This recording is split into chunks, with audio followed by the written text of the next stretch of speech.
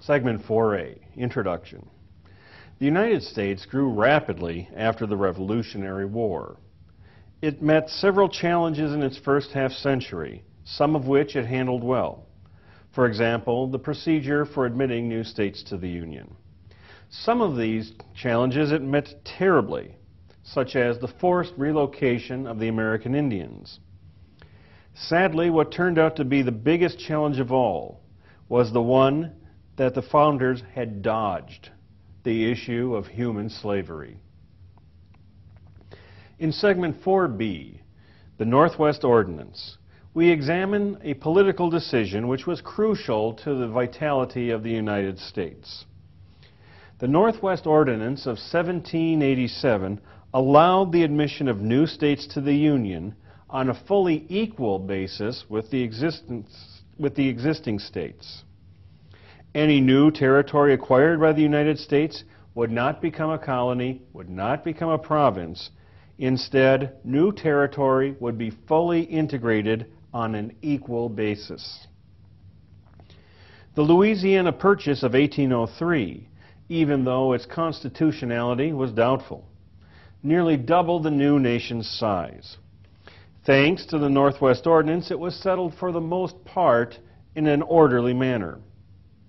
Yet America remained hungry for more land, causing in part the War of 1812. Once the bombs had finished bursting in air and the torpedoes had been fully dammed, the United States made a peace with Great Britain, which has lasted to this day. In Segment 4C, the Monroe Doctrine, America becomes entangled in foreign affairs. Spain's American Empire had fallen by 1815. And this presented the United States with a dilemma. The rise of Central and South American republics, where Spain once ruled, was a tribute to the American experiment. The new republics wanted not only American recognition, but American aid. But Spain was still strong and interested in recapturing her old American empire. Soon, France and Russia started making noises about helping Spain retain its empire. Despite the War of 1812, Britain sided with the American republics against its fellow monarchies. They suggested joining with America to protect the new republic's sovereignty. President James Madison was conflicted, but his Secretary of State, John Quincy Adams, persuaded him to take on this particular foreign entanglement. Under the so-called Monroe Doctrine, the United States unilaterally, and that means on its own, forbade other nations to intervene with sovereign North or South American countries. Segment 4D, Trails of Tears, introduces the United States' shabby treatment of its Native American or Indian population. Once the trickle of Americans settling west of the Appalachians had turned into a flood, the white Americans decided to clear the Indians out. Even though many Indians, most notably the Cherokee, sought to strike a balance between tribal ways and living as Americans, the Indian Removal Act of 1830 meant to drive all Indians west to the Mississippi.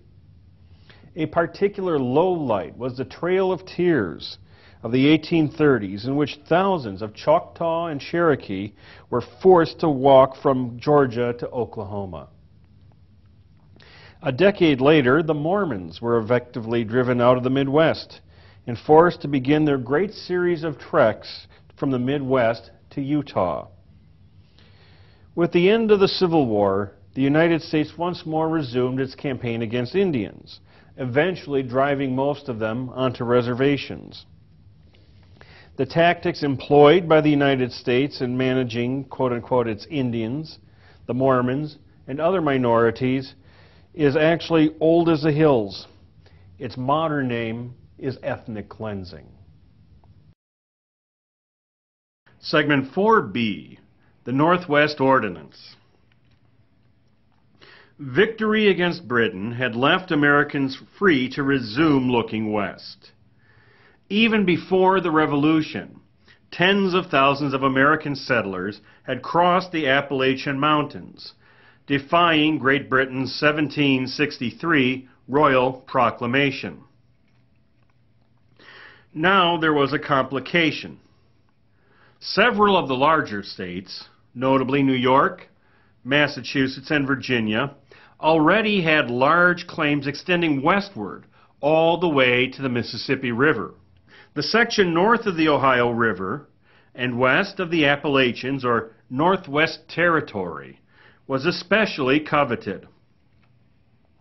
The smaller states, which lacked such claims, played the only card they could. They held out on ratifying the new Constitution until the larger states gave up their claims on territory in the West. In 1780, New York was the first state to give up its claims, and by 1787, the entire Northwest Territory was administered not by the states, but by the United States Congress. This compromise spoke well of the new nation's unity. Its next step was even more far-sighted. The Northwest Ordinance of 1787 organized the Northwest Territory, initially as a single district, ruled by a governor and judges appointed by Congress. When a section of the Northwest Territory had 5,000 free men of voting age, it could get its own territorial legislature and could, at that time, send a non-voting delegate to Congress. 3 to 5 states were to be formed out of this territory, and whenever any one of them acquired 60,000 free inhabitants, it could join the Union on an equal footing with the original states in all respects. And that's a quote. With this insightful policy, the United States gave up for all time the traditional notion that colonies were inferior and existed only to benefit the mother country. Some Americans felt the same way, not wanting mere terra nullius to enjoy the same rights as the 13 colonies. They thought that the Northwest Territory should be subordinate. But the Northwest Ordinance was an extension of the American conviction that all people and all states should be equal. As we will see, the Roman provinces during the Roman Republic were acquired in Rome's best interests, ruled in Rome's best interests, and any benefit to the people who lived in the provinces was completely accidental. Likewise, both the Russian Empire and the Soviet Union acquired provinces, territories, and client states solely for Russian or Soviet benefit. Here in America, sanity prevailed. There would be no squabbling about which state had the best claim to new land. There would be no recurrence of taxation without representation.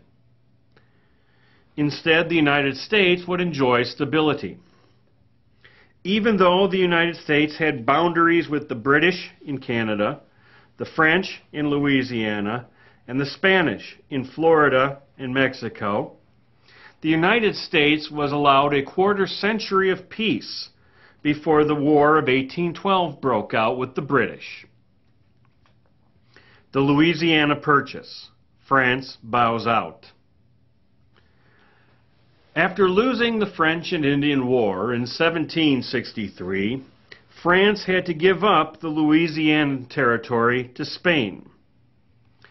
This included all French territory west of the Mississippi River, along with the strategic port of New Orleans, located near the Mississippi River's mouth. But in 1803, Napoleon was establishing French dominance all over Europe, and he also took Louisiana back from the simpering Spaniards. The United States was not happy about having Napoleon's France as their largest western neighbor. But suddenly, Napoleon made President Thomas Jefferson a deal that Jefferson couldn't refuse. To raise money for his European adventures, Napoleon offered America the entire Louisiana Territory for $15 million. This addition, the so-called Louisiana Purchase, would nearly double America's size in one fell swoop. The U.S. had in fact only wanted to purchase New Orleans and its immediate surroundings. Besides, as Jefferson well knew, because he helped write the Constitution, a president had no constitutional right to make a treaty acquiring territory. Moreover, Jefferson was personally concerned as a Southerner with preserving individual states' rights. But regardless of its legality, Jefferson accepted the offer. The Senate quickly recognized and ratified Jefferson's wise decision. This was the right choice. Thanks to the Northwest Ordinance, there was an established plan by which this new land could be assimilated, politically at least, into the United States. Best of all, France was now out of the Americas for good.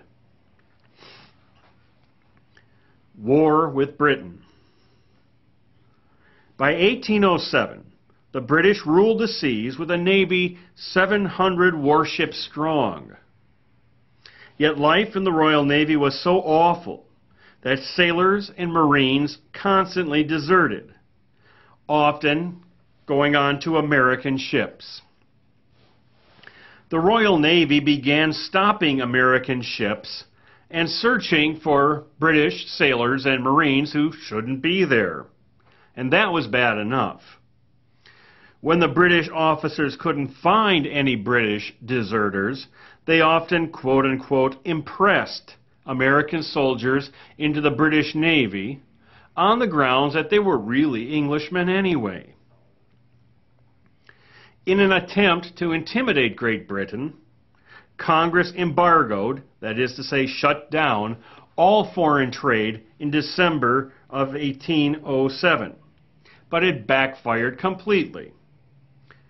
Becoming president in 1809, James Madison had no better ideas for keeping Americans out of the British Navy. It was not a great place to start.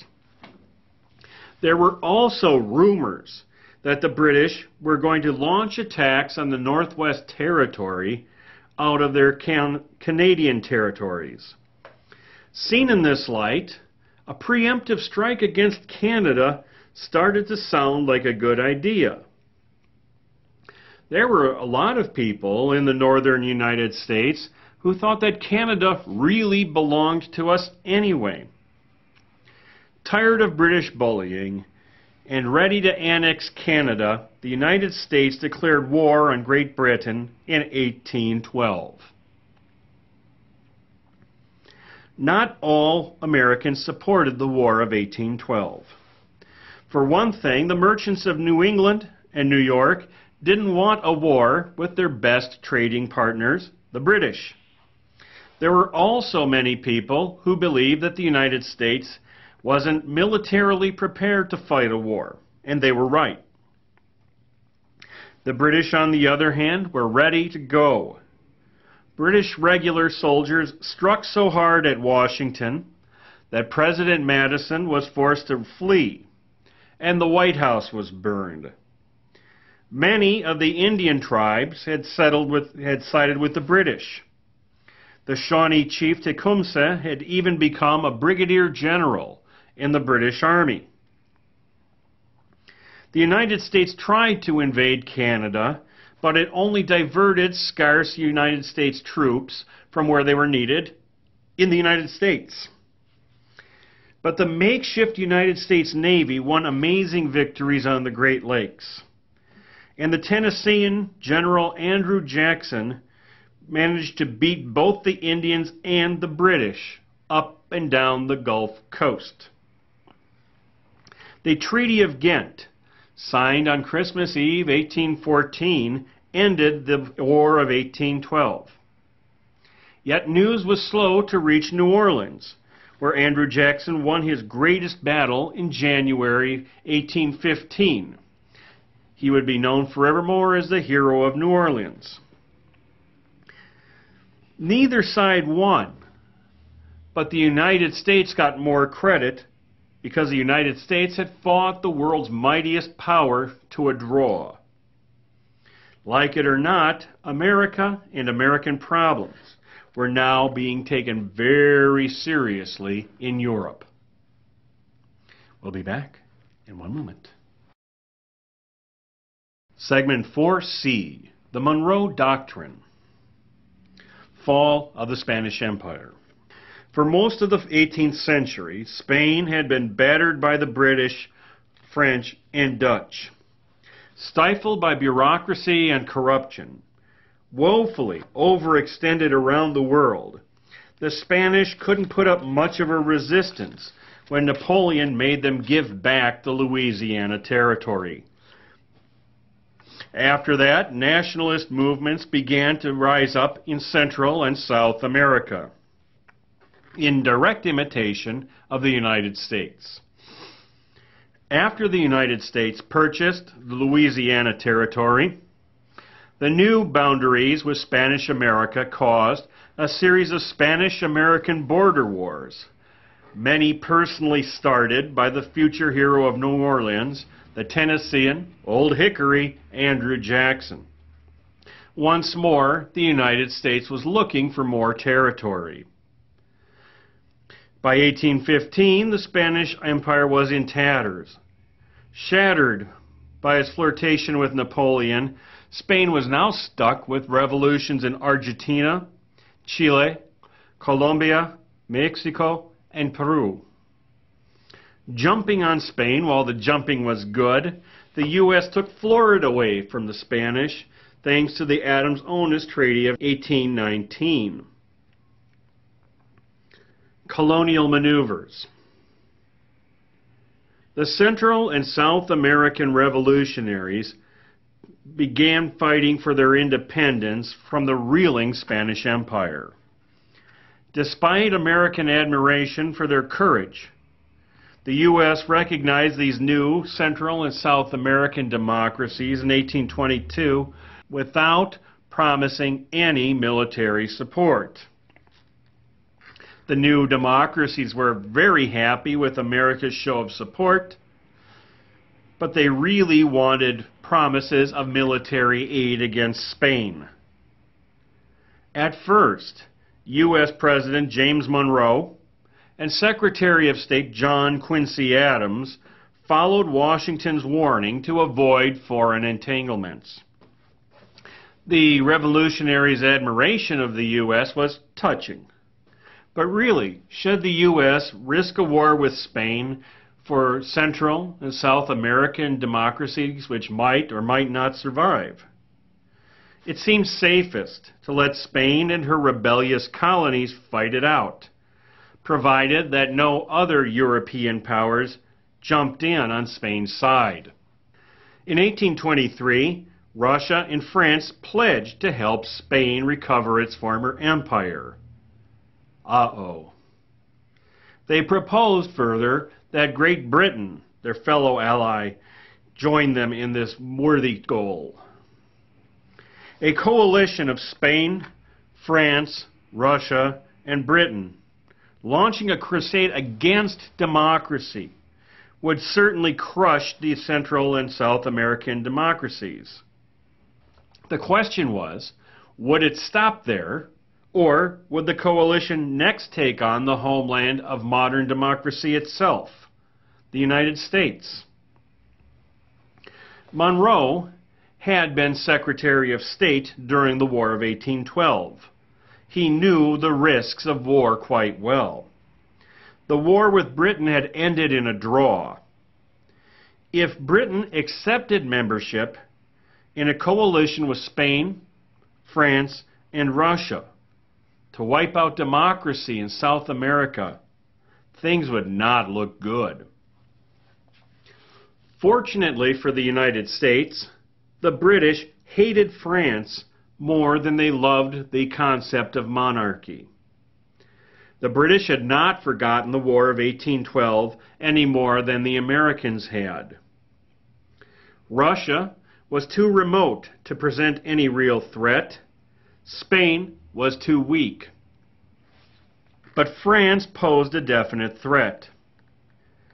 To the British, the idea of French troops back in the New World was unthinkable. A new French Empire in Southern and Central America would be disastrous for British, military, politically, and economically. Instead, Britain proposed an alliance with the United States, a joint ultimatum to keep France and Spain from intervening in American politics anywhere. Ex-Presidents Jefferson and Madison advised President Monroe that the proposal was sound and an alliance with Britain was a good idea. But Secretary of State John Quincy Adams suspected British motives.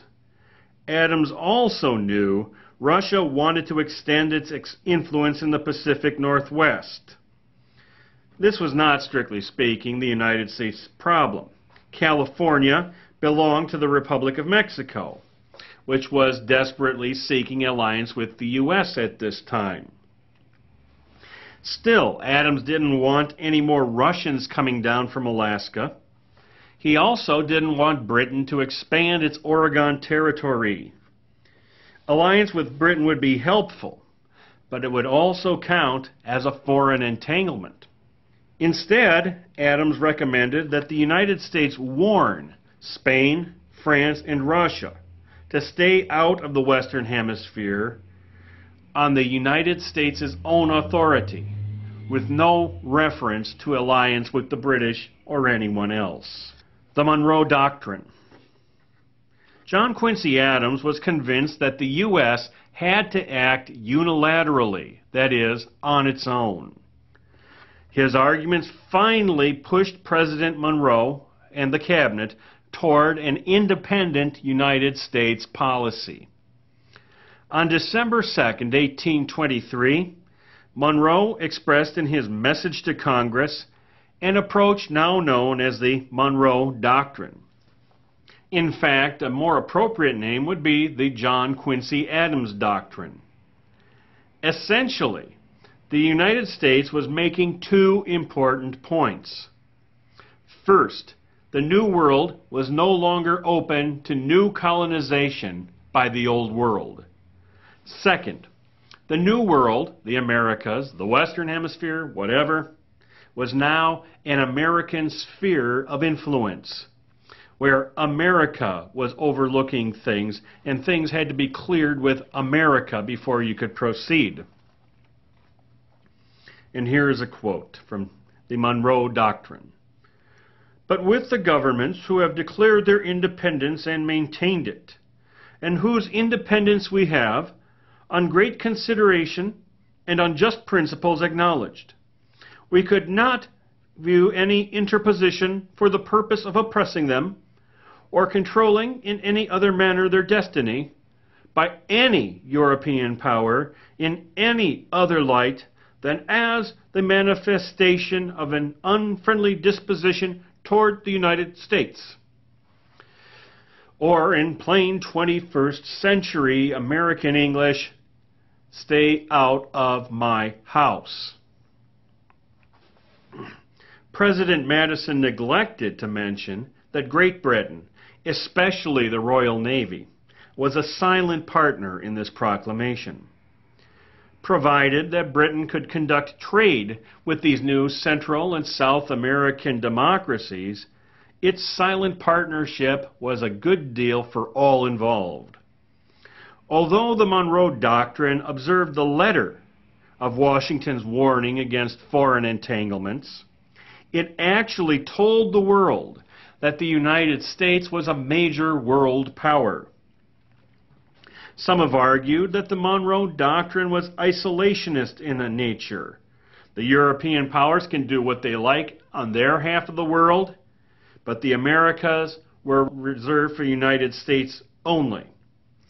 There's some truth to this. Before the beginning of the 20th century, the U.S. generally kept out of European affairs wherever and whenever possible. Others have argued the opposite way, that the Monroe Doctrine was in fact an imperialist blank check, allowing the United States government to intervene in the Americas wherever and whenever it saw fit. This view is supported by countless examples of red-handed American interference in Latin America. Examples of this interference include the Mexican War of 1846 to 1848, the 1914 coup in Mexico, the 1961 Bay of Pigs invasion in Cuba, and the invasion of Grenada in 1983. The United States was also known to let European powers stamp out occasional revolutions in the Caribbean islands. The one certain thing is that the U.S. had publicly committed itself to an official foreign policy, if not exactly an alliance, and that future presidents, for the sake of the nation, would be expected to honor this foreign policy as well. Segment 4D, Trails of Tears. As we have seen, the United States was doing a good job of managing its expansion. The Northwest Ordinance of 1787 had allowed for the orderly assimilation of new territory on an equal basis with the existing states. Most of the new territory added came through diplomacy, as did the Louisiana Territory in 1803 and Florida in 1819. The informal alliance with Great Britain, implied in the Monroe Doctrine of 1823, meant that the U.S. would have a largely free hand in conducting external affairs. Yet America's expansion brought other internal problems. The first and most dangerous, which concerned the expansion of human slavery, will be treated in Lecture 5. Smaller, but no less shameful, was the question of how the United States should treat the Native Americans. The population of America exploded in the first half of the 19th century. The population of the original colonies continued to multiply rapidly. Immigrants from all over Europe poured into America, lured by cheap fares across the sea and poverty at home. Some of these new Americans were city dwellers looking for factory work, but the majority were looking for farmland. Officially, there was plenty of land for the taking in the Northwest Territory, Florida, and/or Louisiana. But the Indians, who had been living in these lands for centuries, were not inclined to move out just because the white people wanted in. Even though the white settlers were constantly pushing the Indians west, the U.S. itself had no formal Indian policy.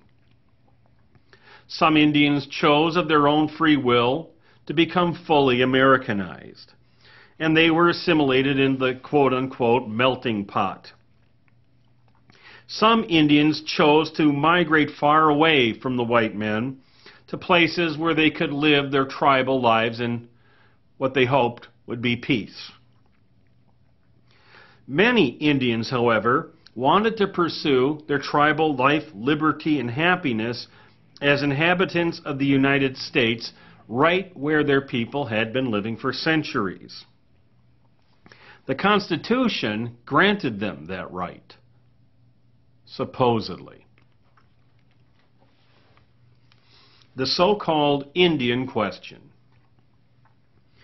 The conflict over Indian removal started in 1802, when the Georgia legislature gave up all claims to territory west of Georgia for good. In return, the United States government pledged to eliminate all Indian titles to land inside Georgia. The Georgians were particularly concerned with the Cherokee people, which occupied a large chunk of land inside the state of Georgia. The Cherokee had adopted many Western ways, including the enslavement of blacks, and had settled into the South's cotton planting economy. In 1827, the Cherokee adopted a written constitution declaring themselves a sovereign nation with complete jurisdiction over its territory and people. Georgia did not recognize the Cherokee Constitution, seeing the Cherokees as nothing more than illegal squatters.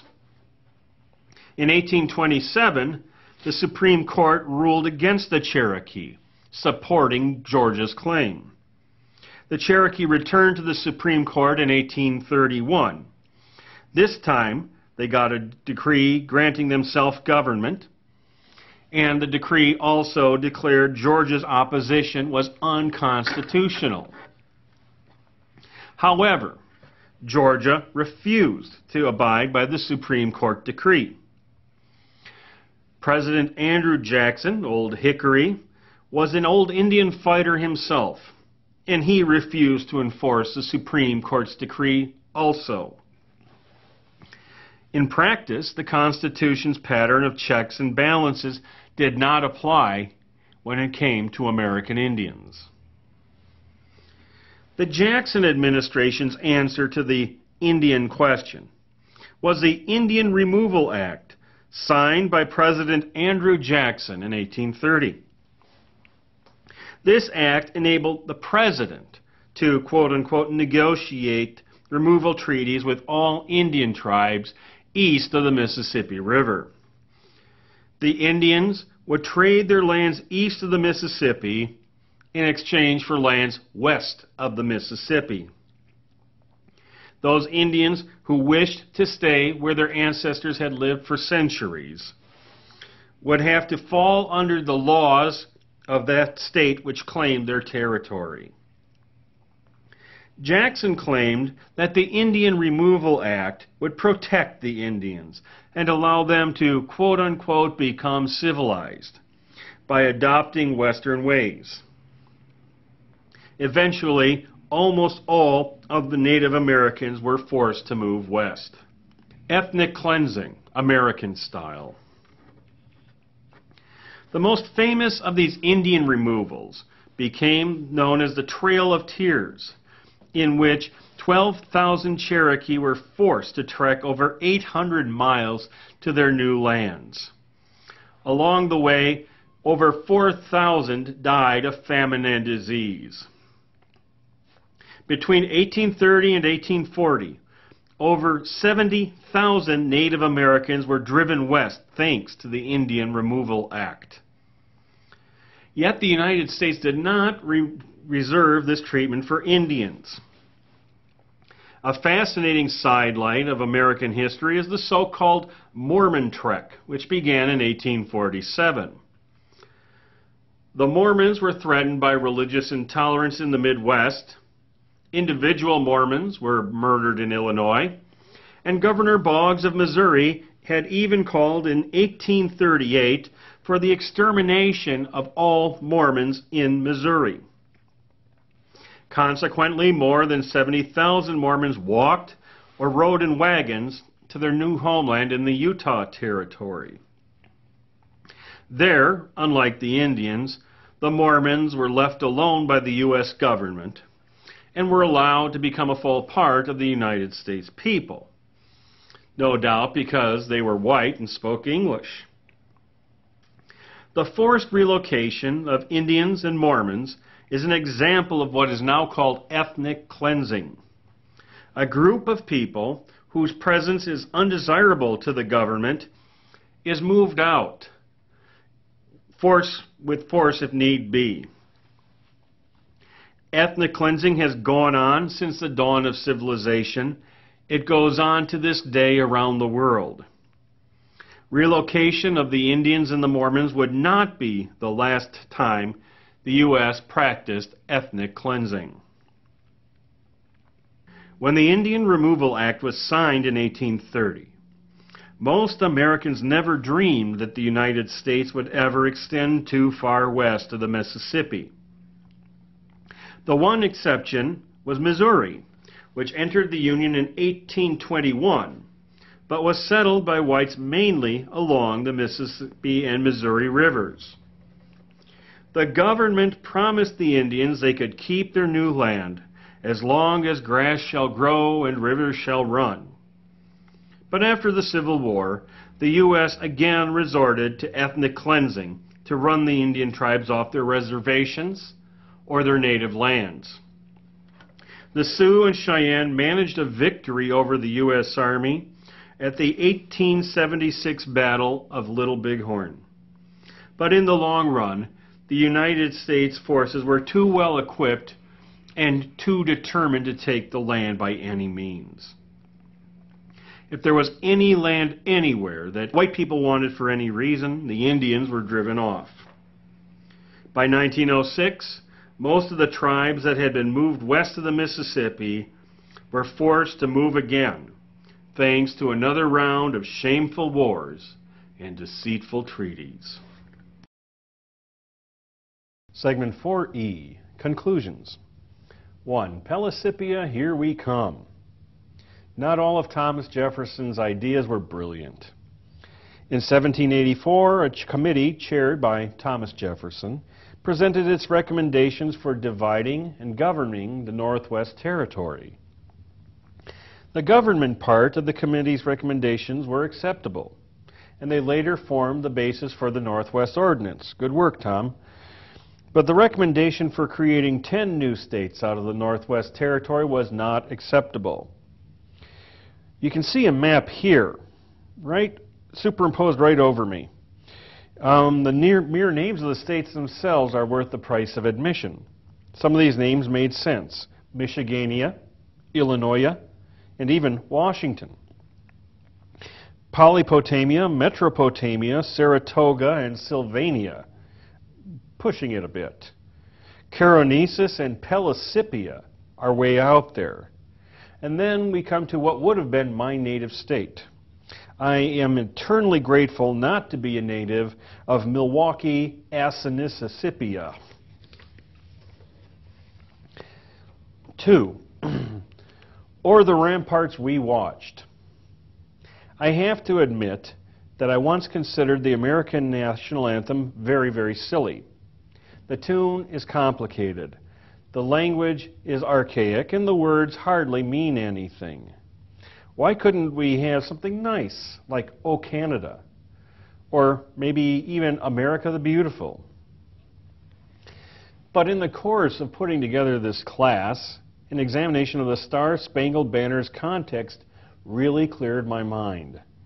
Imagine being a young American, spending all night watching the Royal Navy, mightiest in the world, trying to shell American militiamen out of Fort McHenry, hoping to land British redcoats near Baltimore. And if the British were able to land redcoats near Baltimore, our new nation might not make it. The fact that in the morning the flag and the militiamen were still out there sounded a note of optimism. This new nation, with its experimental government, was built to last. Oddly enough, the song didn't become the national anthem for another 100 years or so in 1931. 3. Doctrine. A doctrine is a word meaning a teaching. In foreign policy, the term doctrine also describes a statement of a fundamental principle. From the beginning, the Monroe Doctrine could be and was interpreted in different ways at different times. It encouraged sequels. The Truman Doctrine of 1947 stated the U.S. would provide emergency aid and make sure democratic nations like Greece and Turkey remain free from communism. The Brezhnev Doctrine of 1968, and here he is, Leonid Ilyich Brezhnev, stated that the Soviet Union would not tolerate attempts to turn a Soviet client state into a capitalist state. The so-called Sinatra Doctrine of 1989 reversed the Brezhnev Doctrine by saying that Soviet client states could break off from the Eastern Bloc and they could do it their way. I call it the Fleetwood Mac Doctrine, in which you can go your own way. The Bush II Doctrine, as expressed in a speech of September 20th, 2001, states every nation in every region now has a decision to make. Either you are with us or you are with the terrorists. 4. Hit the road, Jack. The term ethnic cleansing is fairly new. It dates back to Serbian, Croatian, and Bosnian behavior after communist Yugoslavia disintegrated in 1991. Yugoslavia, truth be told, was more a collection of native nations than a nation itself. It was literally invented as a result of the Treaty of Versailles. For Serbs, Croatians, Bosnians, freedom meant an opportunity to settle ancient grudges. Ethnic cleansing generally meant the forced resettlement of minorities, often with extreme violence. Yet the practice itself is literally ancient. The Jewish diaspora, the Babylonian captivity, was itself a form of ethnic cleansing, as was King Mithridates of Pontus's murder of 80,000 Romans in 88 BC. Both the Russians and the Soviet Union relocated entire nations, most often from the Caucasus, to remote parts of the Soviet Union. Even the United States' shameful internment of Japanese American citizens during the Second World War comes under this category. No empire is innocent on this one.